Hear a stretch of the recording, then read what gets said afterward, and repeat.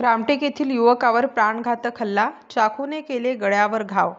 माना येथून जवळच असलेल्या रामटेक येथील 19 वर्षीय आर्यन प्रवीण श्रीवास या युवकाचा येथीलच राहणारा युवक तन्मय बोरकर याने क्रिकेट खेळण्याच्या वादावरून दोन भावांनी मिळून चाकूने गळा कापून हत्या करण्याच्या उद्देशाने त्याला गंभीर जखमी केल्याची घटना 7 फेब्रुवारी रोजी 6 वाजताच्या सुमारास घडली।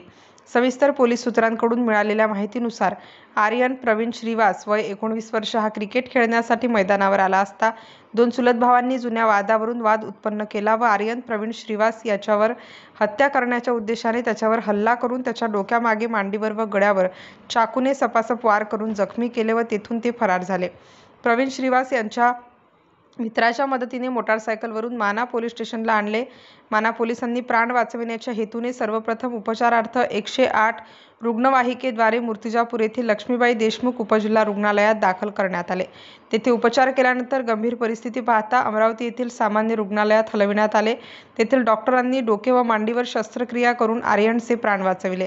या प्रकरणी माना पोलिसांनी दोन्ही आरोपींविरुद्ध BNAS कलमानुसार गुन्हा दाखल केला आहे।